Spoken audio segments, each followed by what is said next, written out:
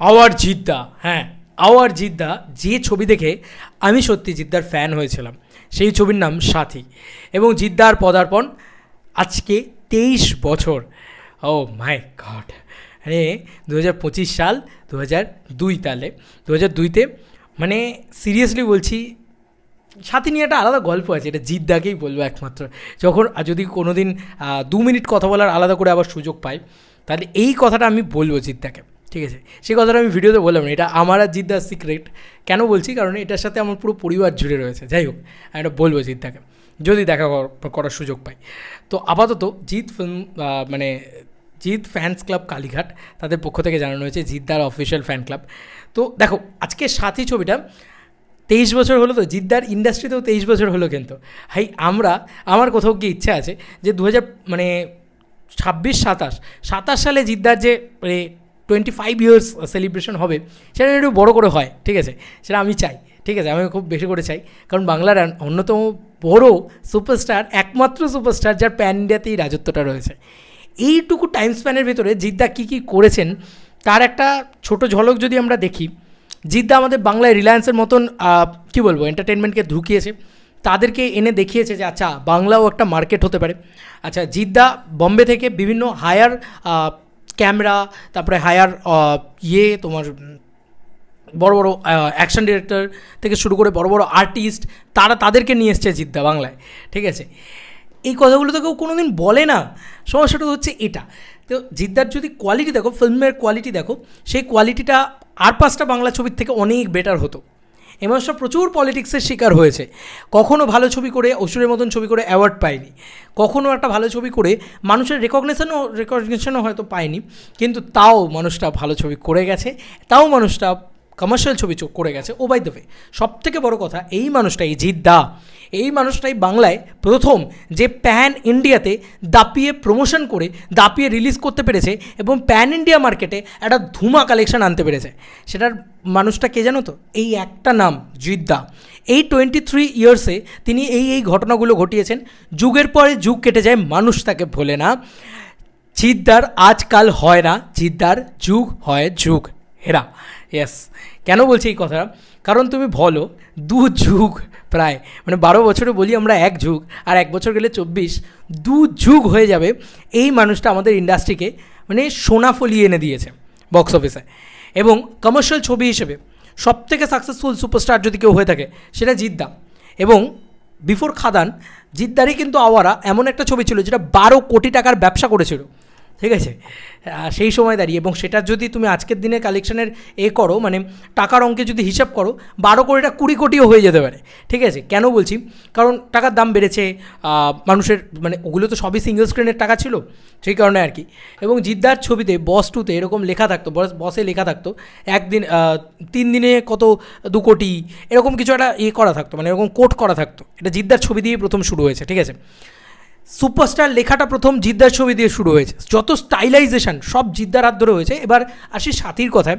বন্ধুরা, আমার জীবনের যতটা অভিজ্ঞতা আমি শেয়ার করতে পারবো ততটুকু বলছি, বাকিটা বললাম আমি জিদ্দাকেই বলবো। একটা স্পেশাল কথা আছে, সেটা যদি কোনো দিন আবার আমার জিদ্দার সাথে দেখা হয়, যদি জিদ্দা আমাকে আবার সুযোগ দেন 2 মিনিট কথা বলার জিদ্দার সাথে, তাহলে এই কথাটা আমি একবার বলবো। আমি এতবার গেছি জিদ্দার সামনে, আমি এত বেশি কী বলবো, মানে ওই মানুষটার অরাতে পুরো এরকম হয়ে যাই যে আমি আর কথাই বলতে পারি এটা। বাট আমি গ্যারেন্টি এবার বলবো, সাথীর কথাটা আমি বলবো, আমার মাথায় থাকলো। কারণ সাথীটা মানে দেখার পর আমার ওই জিনিসটা মনে হয়েছে, এটা একটা খুব টপ সিক্রেট আর কি। আমি কাউকে কোনো দিন অন ক্যামেরাও কোথাও বলিনি, ঠিক আছে? এটা তুলে রাখলাম, এটা আমি বলবো না কাউকে। হ্যাঁ, যে যাই বলে নিক না কেন, এটা আমি বলবো না, এটা একমাত্র জিদ্দাকে বলবো। যাই হোক, যেটা আমার বলার, আমি জিদ্দার ছবি দেখো, আমি ছোটোবেলা থেকে তোমরা সবাই জানো আমি চোখ ফুটে থেকে দেবদার ফ্যান। তো আমি চোখ ফুটে থেকে দেবদাকে দেখে বড়ো হয়েছি, তো আমি দেবদাকে দেখে বড়ো হচ্ছি। তো ওয়ান্স আপন এ টাইম জিদ্দার ছবিও দেখতাম, তখন আমার ভালো লাগতো। আচ্ছা ঠিক আছে, ফাইটার দেখছি, জোশ দেখছি, এই ছবিগুলো দেখছি, আমার ভালো লাগছে। তারপর শুভদৃষ্টি একদিন টেলিভিশনে দেখলাম, বন্ধন দেখলাম, এগুলো দেখছি, ভালো, খারাপ লাগে না আমার কখনো। কিন্তু ওই ভার্সেসটা ছোটোবেলা থেকে মানে মনে হয়নি যে এ বেশি ভালো ও বেশি খারাপ, এসব কিছু আমার মনে হয়নি। যাই হোক, আমার এই জিনিসটা আমার হতো। তারপরে ফাইনালি একদিন সাথী দেখলাম, ঠিক আছে? যেদিন সাথী দেখলাম সেদিন সকালবেলা সাথী দেখলাম, খুব ভালো লাগলো। দুপুরবেলা খেতে খেতে আবার সাথী দেখলাম এবং গোটা ছবিটা শেষ করলাম, তো খুবই ভালো লাগলো। রাত্রিবেলা আবার সাথী দেখলাম, একদিনে 3বার কোনো ছবি যদি আমি কোনো দিন দেখে থাকি, কোনো ছবি আজ অব্দি দেখিনি, মানে অন্য কোনো স্টার সুপারস্টার কারুর না, ঠিক আছে। আমি একদিনে 3বার যদি কারুর ছবি দেখে থাকি সেটা জিদ্দা, এবং জিদ্দার ছবি বোধহয় একদিনে 2বার এরকমও বোধহয় দেখেছি, মানে হলে গিয়ে। তো তারপর থেকে না, আমি সাথী দেখার পর থেকে জিদ্দার যা ছবি আছে অলমোস্ট আমি গোগ্রাসে গিলেছি, কারণ এত ভালো লেগেছিল সিনেমাটা। যে সেই সময়, সেই 2002 সালে তুমি বলো না হিরো প্রেজেন্টেশন কী হচ্ছে, বুম্বাদাকে সিরিয়াসলি বলছি, বুম্বাদা আমার খারাপ লাগে না, আমি ওইভাবে বলছি না, বাট আমার না মানে ওই মানে বুম্বাদা কীরকম একটা কেওড়া টাইপের, কীরকম একটা মানে সেই ছবিগুলোর মানে গুণগত মান খুব খারাপ হতো, ঠিক আছে, খুব একটা যাত্রা টাইপের হতো, তো ভালো লাগতো না সত্যি কথা বলতে কি, মানে আমার মতন জেনারেশনের ভালো লাগতো না। তো আমি একে আবার দেবদার ছবি দেখেছি, আরেকটু পরের জেনারেশন, বুঝতেই পারছো। তারপরেও জিদ্দার ছবিটা যখন দেখলাম, সাথী আমার মনে হয় যে দেখবে, যখন দেখবে, আজও দেখবে, রেলিভেন্ট হয়ে আছে। যে ছবিটা রিমেক, সেই ছবিটা আমি একটুখানি দেখেছিলাম, আমার পোষায়নি ভাই, বিজয়ের ওই ছবিটা পোষায়নি আমার, মানে এই ছবিটার ভিতরে একটা ইমোশন জড়িয়ে আছে সাথীর সাথে। কেন বলছি, সাথী হচ্ছে ওই জিদ্দার এরকম দাঁড়িয়ে আছে, ব্যাকলাইট মারছে, জিদ্দার চুলটা এরকম এই বড় বড় চুল তখন, আর সেই ওল্ড জিদ্দার লাইক মানে ব্যাপারটাই আলাদা, এরকমভাবে হাতে জানি না কোথায় আছো তুমি কত দূরে, আহা ভাই আমার গলাটা হেরে, গলা খুব খারাপ, বাট ভাই ওই হচ্ছে ব্যাপার, ওই হচ্ছে একটা সুপারস্টারের এন্ট্রি। আজও তুমি যদি গানটা নিয়ে ভালো করে দেখো, জিদ্দার বাড়ির সামনে যখন জন্মদিনে গানটা বাজে, জানি না কোথায় আছো তুমি কত দূরে, আমারে মনের কথা যায় ভেসে সুরে, আহা মানে এই জায়গাটা কেন এত এপিক, কেন এত জানি না কোথায় আছো তুমি কত দূরে, বাট আমার মনের কথা যায় ভেসে সুরে, মানে কেন মনে আছে, কত বছর, মানে 23 বছর আগের গান। আর শুধু একটা এই ও বন্ধু তুমি শুনতে কি পাও না, আরও প্রচুর গান রয়েছে, এবং সেগুলো সাউথ থেকে এসে করা হয়েছিল, ফাইট করা হয়েছিল বাংলা ছবিতে প্রথমবারের জন্যে, ডান্স করা হয়েছিল বাংলা ছবিতে প্রথমবারের জন্যে, দারুণ দারুণ, মানে সে একটা আলাদা মানে অনুভূতি ছিল সাথী, জানো তো। এবং সাথী কিন্তু একটা রেভলিউশন ঘটিয়ে দিয়ে গেছিলো বাংলা চলচ্চিত্রে। এবং যদি আজ অবধি কেউ কাউকে বলো যে রাতারাতি সুপারস্টার হতে পারে, সে কিন্তু ওয়ান অ্যান্ড অনলি জিদ্দা, যে রাতারাতি সুপারস্টার হতে পেরেছিল। মানে এমন নয় যে সাথী এমন একটা ছবি যে ওপেনিং ডের পরের দিন থেকেই ছবিটা মারাত্মক লেভেলের ব্যবসা করে, রাতারাতি সুপারস্টার হয়ে গেছিলো, মানে এক রাতের ভিতরে সুপারস্টার জিত লিখে দিয়েছিল, মানে সমস্ত পোস্টার নামিয়ে ওর ওপরে সুপারস্টার লাগিয়ে দিয়েছিল এসভিএফ। তো বুঝতেই পারছো যে সেই অর্ডারটা আমি শুনেছি, এগুলো আমি তার ছোটোবেলায় তখন মানে কী বলবো, তখন আমার কী বয়স, সেই সব ওই যে বললাম, সেটা নিয়ে একটা স্পেশাল কথা আছে, সেটা নিয়ে আমি আলাদা করে জিদ্দা কী বলবো না হয় সাথী নিয়ে।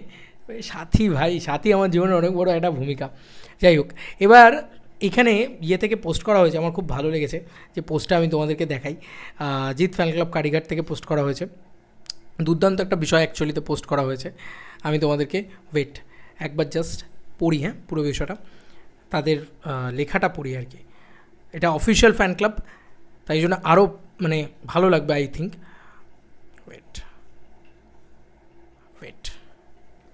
আগে ওপরের কোটেশনটা পড়ি না, আমি নিচেরটা পড়ছি, মানে একই কথা লেখা হয়েছে কি ভিতরেও জানি না, আমি পড়ি তাহলেই বুঝতে পারবো। জিদ্দার আশীর্বাদ আর ফ্যান্সদের আশীর্বাদও ভালোবাসায় আজ আমরা 22 বছর পূরণ করে 23-এ পা দিলাম।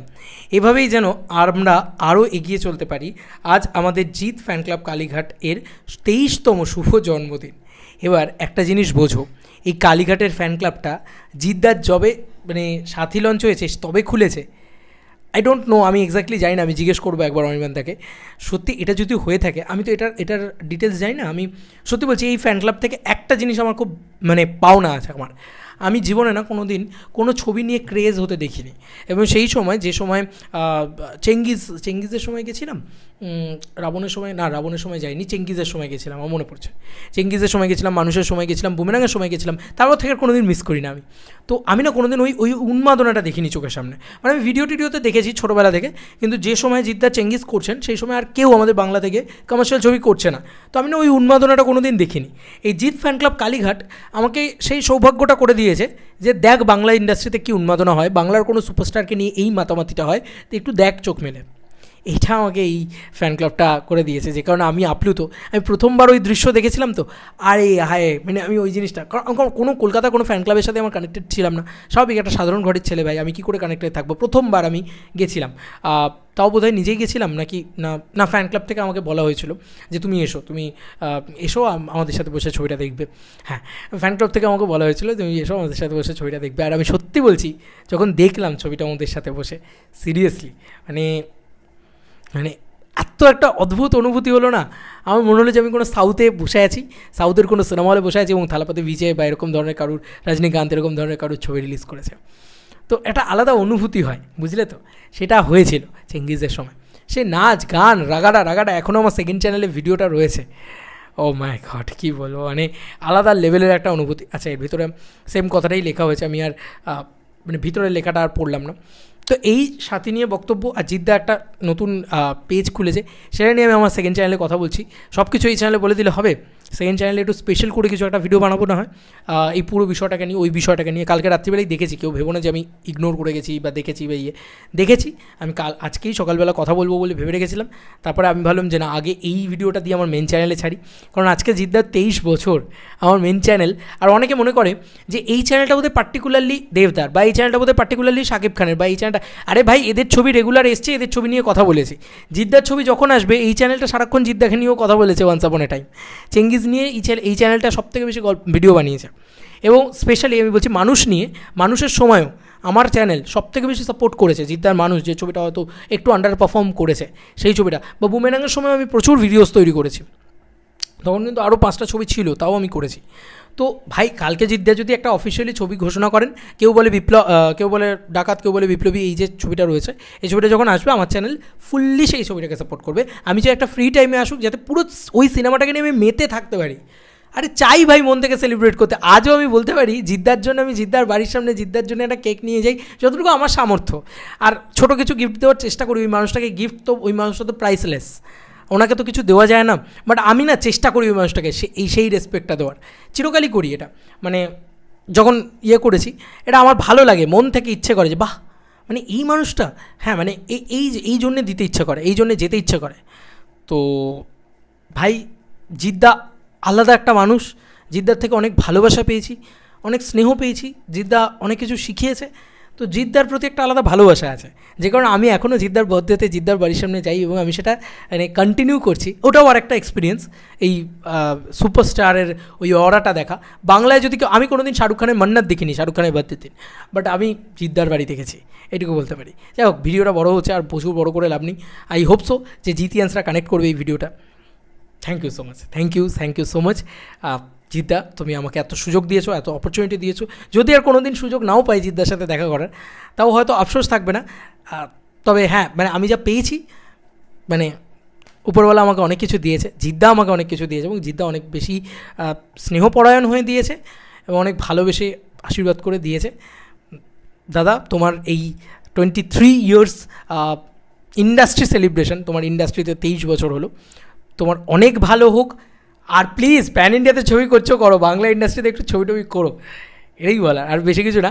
এটাই বাংলা ইন্ডাস্ট্রিতে ছবি করো, একটু আমাদেরকে দেখো, আর কিছু না। আর বড় বড় মাস ছবি করো, ফ্যান্সদের খুশি রেখো, সবাইকে খুশি রেখো, তুমি খুব ভালো থেকো, তোমার পরিবার খুব ভালো থাকুক।